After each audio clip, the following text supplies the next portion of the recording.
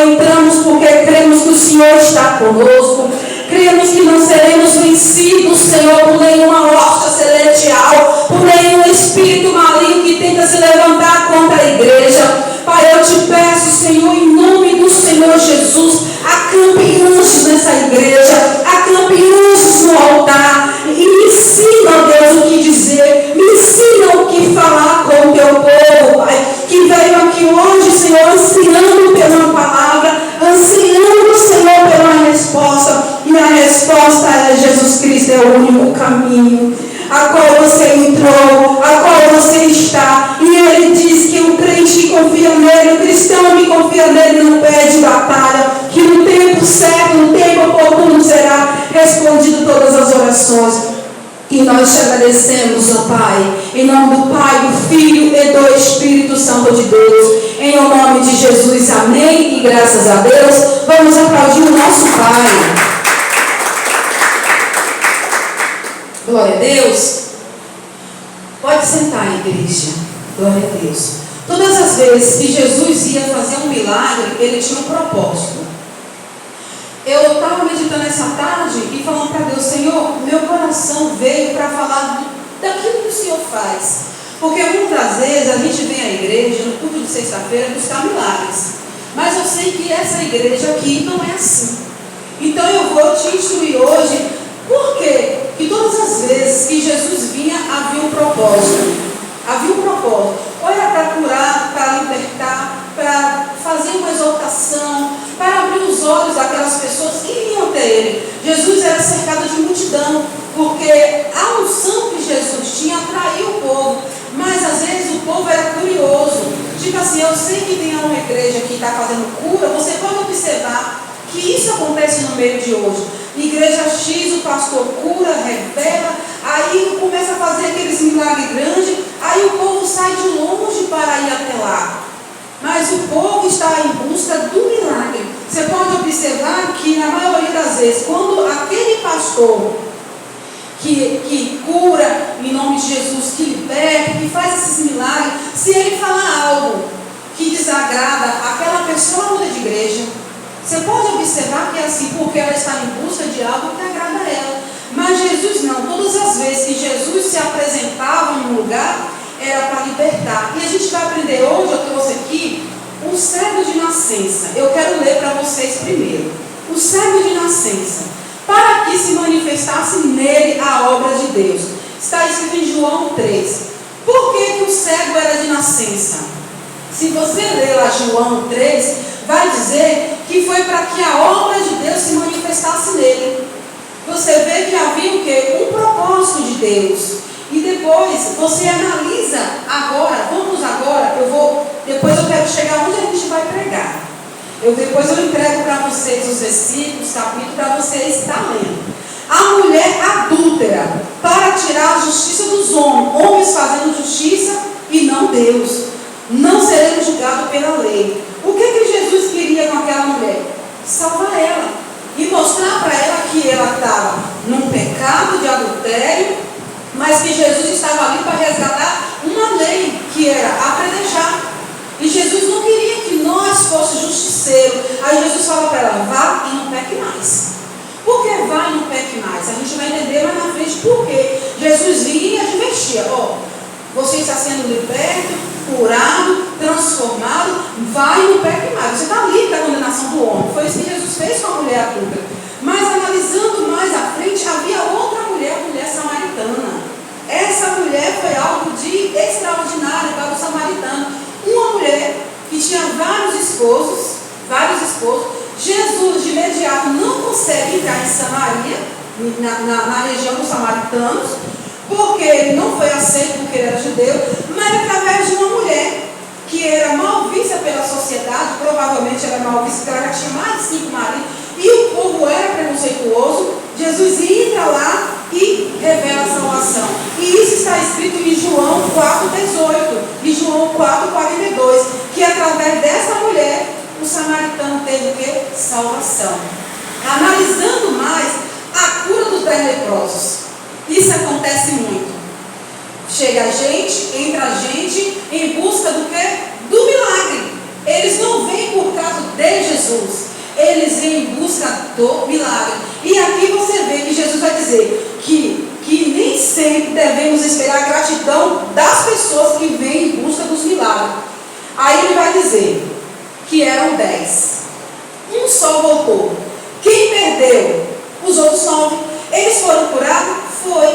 Mas não recebeu o que esse daqui veio. Quando ele veio, aqui você vai ver em Lucas 17 e 15, ele já chega glorificando a Deus. Glória a Deus, que Deus seja glorificado, exaltado. Ele chega glorificando a Deus, agradecendo pela cura que ele teve no leproso. Mas se você analisar aqui em Lucas 17, 18, 19, ele não era judeu. Ele era estrangeiro. Mas ele voltou para agradecer a Deus, a Jesus. E Jesus pergunta para ele assim: cadê os outros 9? Só veio você. Aí ele falou: a tua fé te salvou. Ele foi curado e também houve o que? Salvação. Jesus se manifestou para ele. Manifestou para os 10, se manifestou. Mas só voltou um para agradecer. E nós não podemos ser ingratos. Porque se Deus me curou e recebi algo de Deus, eu não posso desistir. Essa semana mesmo eu vi isso. Uma mulher missionária, conhecedora da palavra, pregadora, missionária, de igrejas fortes de oração. Ela cai, larga o marido, larga o filho, abandona tudo e vai viver nas drogas, na prostituição. Cai dentro da Cracolândia. E ela me conta o testemunho dela. Ela ficou sem o olho, cega, com a parte achatada da cara machucada, com os dentes todos quebrados, e ela disse que dentro da Cracolândia o cara tentou matar ela. Por quê? Abandonou a Cristo. Jesus poderia fazer alguma coisa para ela, sendo conhecedora da verdade? Não, ela escolheu o caminho. E aqui você vai ver, preste atenção, a advertência de Jesus: vai, não peques mais. Isso ele falou para o único leproso que voltou, que foi curado, que está em João 5,17, para que não te suceda coisas piores. Aqui você vai analisar em João 5,5, ele está falando para um enfermo. Um homem era enfermo. Jesus passa, se compadece, porque havia vários coxos, várias pessoas enfermas, havia pessoas, e aquele homem tinha 38 anos que não era curado. Porque toda vez que o anjo passava nas águas do tanque de Betesda, ele não conseguia chegar lá, porque ele não andava, ele estava 38 anos em busca do milagre. Mas quando Jesus passa, ele se compadece. E isso acontece hoje na igreja. A gente vê pessoas chegando hoje na igreja e sabendo o seu milagre. Mas às vezes ela não permanece. E Jesus vai dizer para esse homem: toma o teu leito e anda. O que significa isso? Você levante e anda e está curado. Mas Jesus vai advertir para ele: toma teu leito e anda, mas não voltes mais a pecar. Ali é o quê? Uma enfermidade através do quê? Do pecado. Através do pecado. Ali você analisa que esse enfermo que Jesus manda ele levantar, ele adverte: vá e não peques mais. Por que vai e não peque mais? Vamos lá, agora abra sua Bíblia aí em Mateus. Vamos ver a casa que está sem a presença de Deus. Mateus 12:43. Eu te disse todos esses nomes, todas essas pessoas aqui para vocês. E nós vamos agora ver o que Jesus está querendo dizer para todas essas pessoas. Mateus, depois, se vocês quiserem, eu posso estar dando para vocês a foto do meu esboço que eu estudei hoje, para vocês estarem lendo. Mateus 12:38, né? Mateus 12:43. E quando o espírito imundo tem saído do homem, anda por lugares áridos, buscando repouso, e não encontra. Aqui Jesus está advertendo aos fariseus, às pessoas, os escribas, pessoas da lei, que Jesus estava sendo aqui confrontado sobre pecados de blasfemas, que aqueles povos se achegavam até eles, as pessoas que eram religiosos, para criticar, para dizer que não era o Filho de Deus, que ele não era o Messias que eles esperavam. E ele vai advertir algo aqui muito interessante. Quando ele fala isso, ele está falando de um povo que está na presença, de um povo conhecedor da palavra. E ele, se você analisar aqui, ele está falando sobre o blasfema do Espírito Santo, de coisas que às vezes nós falamos você imaginar. É tipo assim, eu chego aqui na igreja, falo algo usado por Deus, e a pessoa fala, não foi. Isso pode causar uma consequência muito grande na vida espiritual da pessoa. Porque Jesus está advertindo aqui sobre blasfema do Espírito Santo. E o único pecado que não tem perdão é a blasfema do Espírito Santo. Aí ele vai advertir as pessoas, cuidado com a casa que um dia esteve habitada pela presença de Deus e hoje está habitada, anormentada, a pessoa que não busca, a pessoa que não lê Bíblia, a pessoa que não jejua, a pessoa que na sua casa não trabalha para o mundo espiritual, na sua casa ela vive uma vida normal, ela não canta louvor, ela não lê a Bíblia, ela não assiste um culto na televisão, ela está sempre despercebida. Então essa casa está o quê? Vazia. Eu lembro que quando eu cheguei logo na igreja, o que mais eu ouvi os meus pastores falar era assim: busque o Espírito Santo, porque mesmo que a pessoa chegue endemoniada, cheio de problema, e ela começa a buscar, Deus limpa, liberta, mas se ela não buscar o Espírito Santo, a casa fica vazia. A importância do Espírito Santo para nós hoje, porque se a pessoa fica na igreja e ela não tem o Espírito Santo, ela é presa fácil. A casa ainda está vazia, ela não está preenchida totalmente, porque sobre nós o Espírito Santo está. Desde quando eu aceitei Jesus e desci as águas, o Espírito Santo é uma promessa, ele está sobre você, mas morar dentro é diferente. Tenho que ter intimidade. Se eu não tiver intimidade com Deus, eu não vou ter nunca aquilo que é a presença, que é o mais importante, a presença. E ele vai dizer, então, no 44, então diz, isso aqui diz é os demônios: voltarei para a minha casa, de onde saí. Voltando, acha desocupada, varrida e adornada. Varrida e adornada é aquela pessoa que está no mundo espiritual de qualquer forma. Ela xinga, ela se prostitui, ela rouba, ela faz coisas que ela acha que são pecados pequenos. Eu ouço muita gente dizer para mim assim: eu não roubo, eu não mato, eu sou fiel ao meu marido, mas é uma fofoqueira de mão cheia. Homens fofoqueiros existem também, infelizmente. Tem homens que é fofoqueiro, que se a mulher ou o amigo contar algo para ele, corre quando no trabalho. Existe gente dessa forma, fofoqueiro. E a Bíblia fala sobre isso. A gente não deve andar em contendas, em rodinha de escarnecedor, porque se eu estou numa roda, tem que ser luz. Se estão escarnecendo, quando eu chego ali, tem a luz que chegou na pessoa que está naquele lugar, tem que sair das trevas, e ela tem que pregar a palavra de Deus, ministrar a grandeza de Deus. Mas não, as pessoas acham que pecado se condena só é roubar, matar, se prostituir, essas coisas, mas a mentira é um fator. Eu estar de qualquer forma na casa de Deus também é um fator que pode te levar a lugares que Deus não quer. E aqui ele vai dizer que essa casa estava desocupada. Por quê? Não buscava, não orava. Só busca na igreja, não é suficiente. Só ora na igreja, não é suficiente. Só ler Bíblia na igreja não é suficiente. Essa casa está parcialmente ocupada, mas verdadeiramente ela ainda não teve um encontro com Deus. Quando é que eu tenho um encontro com Deus? Quando eu me decido renunciar às minhas vontades para submeter à vontade de Deus. Mas muitos não querem, sabe por quê? Porque o preço é caro. Você acha que eu não pago um preço alto para estar nesse altar? Tem dias que eu chego para Deus e falo: Senhor, por favor, Pai, deixa eu dormir. Eu tenho que pedir. Porque muitas das vezes Ele não permite que eu durma. Eu tenho que orar, eu tenho que ler a Bíblia. A minha cabeça tem hora que parece um computador trabalhando 24 horas com versículos, com palavra, com louvor, com um irmão na cabeça para interceder, para algo fazer, pensando em alguma coisa da igreja. Fica parecendo um computador. Então ali é o Espírito Santo trabalhando. Tem hora que eu falo: Pai, eu preciso que me dá um tempinho, porque eu sou ser humano, porque é muita informação. Tem hora que tem que ser sério com Deus, porque você não é 24 horas espírito, você tem corpo, alma e espírito. E a sua carne, você tem que ter cuidado com ela, porque ela não está preparada para receber tudo. E às vezes você tem que ser sincero com Deus. Sincero.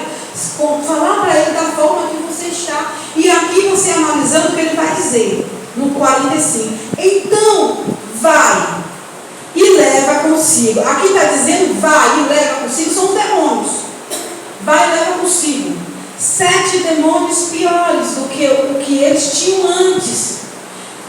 Então vai e leva consigo outros 7 espíritos piores do que ele, e entrando habitam ali, e são os últimos atos desses homens piores do que os primeiros. Assim acontecerá a esta geração má.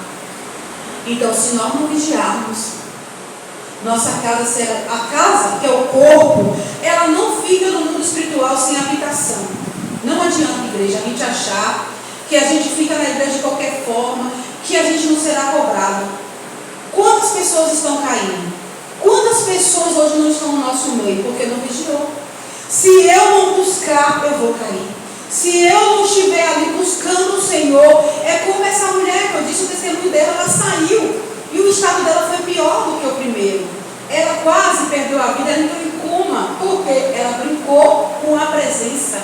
Ela brincou com a presença que tinha nela, porque uma mulher, para pregar, para ser uma missionária, tem que ser cheia do Espírito Santo. Mas se eu não vigiar, eu perco tudo isso. Eu perco, igreja. E agora a gente vai aprender com uma pessoa. O cego Bartimeu. Abra lá, Marcos 10, 46. Marcos 10, 46. A gente vai aprender com essa linda história. Marcos 10, 46. Aí mesmo onde vocês estão, é só voltar um pouquinho, né? Ou minha Bíblia aqui voltou para trás. Marcos não voltou mesmo. É Marcos 10, 46. A gente vai aprender agora com o cego Bartimeu. Abrindo todos, Marcos 10, 46. O cego Bartimeu. Preste bem atenção nessa revelação aqui que Deus quer falar conosco. Depois foram, aqui é Jesus e os seus discípulos. Depois foram para Jericó. E saindo eles de Jericó com seus discípulos, uma grande multidão. Aqui você está vendo que, como eu disse, Jesus estava sempre cercado por multidão. Mas nem toda a multidão estava salva. Eles queriam o quê? Curiosidade. Eles estavam curiosos para conhecer aquele profeta, aquele homem que fazia um milagre. A fama de Jesus correu e o povo estava curioso. E ele andava cercado de multidão. Mas só que essa multidão, às vezes, impedia aqueles que queriam ouvir a voz de Deus. Isso é sério. Às vezes você vê uma igreja cheia, mas às vezes é uma igreja cheia de fofoca, de disse-me-disse, de pessoas que ficam na porta, no ouvido do irmão, fazendo fuxico. Falando, meu pastor não presta, a missionária não presta, olha como aquela missionária veio vestida, olha como ela é metida. Isso acontece no meio do povo, principalmente no meio do povo pentecostal, porque eu também já passei por lá, igreja. Então, não estou falando aquilo que eu não vi. Então, assim, nós temos que ter cuidado com a multidão, porque eles estão dizendo aos nossos ouvidos, e nós temos que ser curto e grosso. Se estão falando mal do seu pastor, repreenda com o teu demônio. Se estão falando mal do seu pastor, e mesmo se tiver certo, vá para melhorar. Não podemos falar mal do ungido de Deus. E nem daquela que está na intercessão, a obreira, o pastor, a diaconisa, seja quem for, o ministério. Não devemos falar, porque se nós estivermos falando de um servo de Deus, uma serva de Deus, nós temos que ter cuidado para não ser reprovado por Jesus. E aqui você observa que havia uma grande multidão. Aí vai dizer, Bartimeu, o cego, filho de Timeu, estava sentado junto do caminho, mendigando. Por que a Bíblia, você já observou que esse cego vai aparecer o nome do pai dele aqui? Por que o nome do pai dele aparece aqui? A causa de Bartimeu estar cego foi por causa do pai. Por isso que nós temos que vigiar. Se eu aqui não vigiar, eu vou trazer consequência para os meus filhos. Vou trazer consequência para a minha casa. O pai de Bartimeu era um general, aposentado, bem sucedido, com comércio. Bartimeu tinha uma boa família, Provavelmente a Bíblia, os judeus, eles não relatavam as mulheres, geralmente eles relatavam só o homem, mas provavelmente ele tinha mãe, ele tinha família. Mas só que esse pai dele, os romanos, vai chegar em Jericó, vai chegar lá onde ele mora e vai saquear tudo que ele tem, vai tomar tudo do pai do Bartimeu, né, o Timeu, e ele vai ficar pobre. E ele vai, como ele era um velho general de guerra, ele era um general, ele vai lutar contra os romanos, mas não conseguia lutar porque os romanos eram maior do que ele. Então ele não teve força suficiente para vencer essa batalha. O que seria que ele teria que ser feito? Entregar para Deus, orar e pedir a Deus a direção. E Deus ia justificar o pai de Bartimeu. Só que ele foi na carne, lutou e morreu. Aí que acontece a história de Bartimeu. O pai dele morre porque se rebeliou contra os romanos. O Bartimeu, para os romanos, pega esse filho, não mata, mas cega ele, arranca os olhos dele. Imagine a dor do Bartimeu. Perdeu família, perdeu provavelmente tudo, perdeu tudo porque ficou mendigando, perdeu os bens, perdeu tudo, perdeu a casa, ele ficou sem nada. Mas observa-se que o cego Bartimeu guardou o que? O coração. Não diz que ele se rebeliou contra os romanos, não diz que ele se lamentava na beira da estrada pelo pai que morreu, claro que ele carregava uma dor, um sofrimento, sim, ele carregava, com certeza, mas ele conhecia a promessa que tinha sobre Israel. Ele conhecia que haveria um homem que viria da descendência de Davi. E quando ele ouve que havia Jesus passando, ele começa a gritar. Mas a multidão vai falar: cala a boca, fique calado. E isso acontece, não é no meio do povo lá fora, igreja, é do povo de Deus, dentro da igreja, como eu disse. Pessoas que sentam do teu lado para ficar conversando na hora do culto, pessoas que querem tirar a tua atenção, que querem botar na tua cabeça que teu pastor não presta, que o obreiro não presta, que a pessoa que lidera o grupo não vale nada, que é muito novo, porque Deus chamou ela. Não! Se Deus chamou, é como nós vimos no propósito de a confidência de Deus com Jeremias. Jeremias foi chamado novo, jovem, e Deus falava com ele: você foi chamado e eu vou te capacitar. E ele falou: eu tenho uma deficiência, não sei falar. Deus falou: toco na tua boca e te dou palavra para você falar com esse povo. Então assim você vê que Bartimeu, quando ele vê que está passando aquele que ele estava esperando, ele reconhece a voz de Jesus. E ele disse, olha o que ele vai dizer aqui no 47: e ouvindo que era Jesus de Nazaré, começou a clamar é orar, é gritar em alta voz e dizer: Jesus, filho de Davi, tem misericórdia de mim. Olha, ele não reconhecia Jesus, ele sabia, ele estava cego, tinha arrancado os olhos dele, mas não arrancou a alma ou o espírito dele. Ele ainda tinha um corpo, ele tinha uma alma, ele tinha um espírito. Arrancou os olhos, cegaram ele, mas observa-se que ele conhecia a palavra. Quando ele ouve, ele não precisava ver, ele ouviu, ele clamou, ele gritou: Jesus, filho de Davi, tem misericórdia de mim. E a multidão oprimia Jesus, não dá ouvido para ele, não ouve, mas Bartimeu falou: não, é a minha oportunidade, é a minha oportunidade de ser curado, de ser liberto dessa opressão. E era impossível, o milagre de Bartimeu era impossível, porque a igreja naquela época, os médicos, nem os de hoje, conseguem reconstruir um olho arrancado, furado pela espada, porque os romanos, eles eram cruéis. Eles torturou Bartimeu para deixar de exemplo para os povos que eles faziam se rebeliassem contra os romanos. E Bartimeu foi pego de exemplo. Mas Deus, Jesus chegou e disse: eu tenho um propósito. Jesus falou: eu tenho um propósito. E quando Jesus ouviu Bartimeu gritando, é a sua oração, é o que nós fazemos aqui na terça, na quarta, na sexta e no domingo, clamando pela nossa casa, pela nossa família, pela nossa saúde. E Jesus não vai ouvir? Claro que ele vai ouvir. E olha o que ele vai dizer no 48: e muitos o repreendiam para que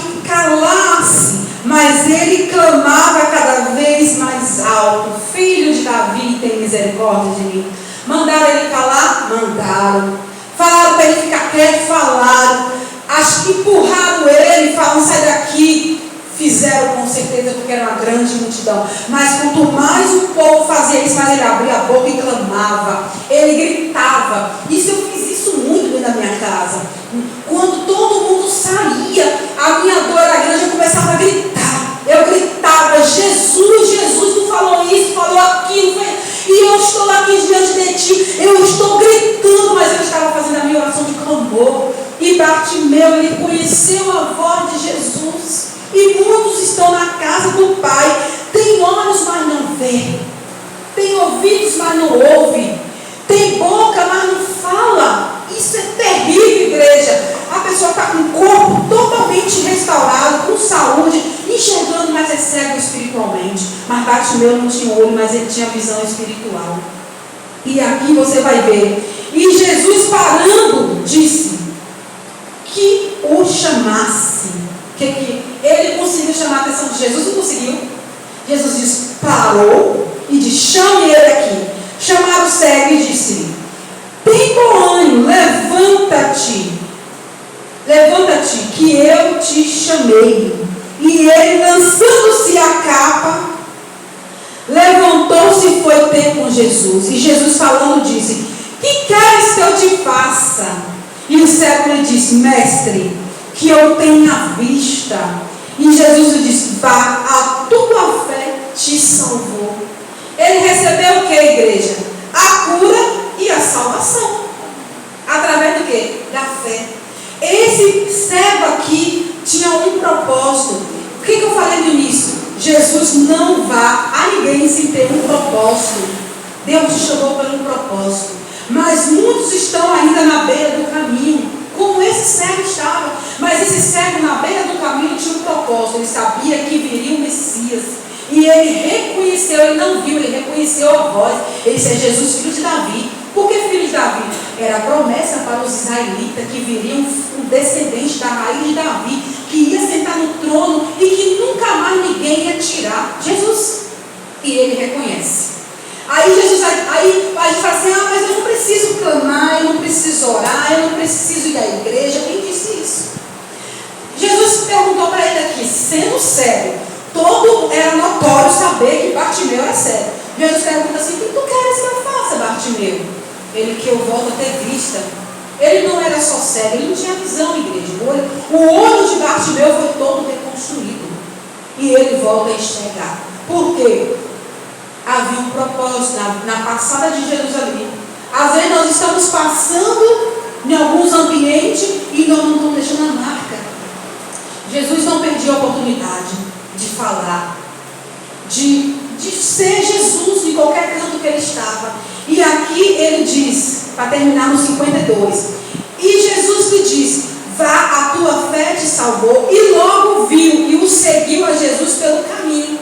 E aí o que acontece? Houve cura, houve milagre, e o principal, curar. Jesus cura, ele cura até o dia de hoje. Mas o propósito de Jesus não é só curar, é salvar. Muitas das vezes a gente vai nos hospitais fazer campanha, ou visitar o enfermo lá. A gente faz a oração da fé, pede a pessoa para aceitar Jesus e ela morre. Mas o principal ali para Jesus não era aquela carne perecível, aquela alma, não, era o espírito. O que importa para Jesus não é a sua alma, é o teu espírito. E muitas das vezes a gente não está dando valor ao espiritual, estamos dando valor ao natural. E no natural não há salvação. Como eu disse, foram 10 leprosos, 9 ficou sem salvação, foram curados, mas um só voltou glorificando. Foi lindo, igreja, a forma que ele chegou diante de Jesus. Abra sua Bíblia só para você ver como ele chegou diante de Jesus. Deixa eu achar aqui aonde está.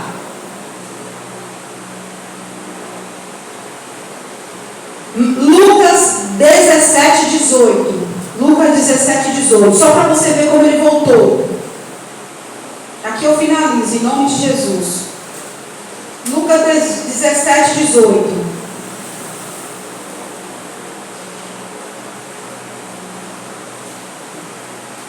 Vamos no 15. Lucas 17, 15. Lucas 17:15. E um deles, vendo que estava são, voltou glorificando a Deus em alta voz. O que ele fez? Ele voltou o quê? Ele era leproso. Ele era condenado à morte. Não tinha cura para ele. Mas ele não era descendente de Israel. Ele era estrangeiro. Observe-se aqui. O que ele faz? Ele volta glorificando a Deus em alta voz. Ele não tinha vergonha.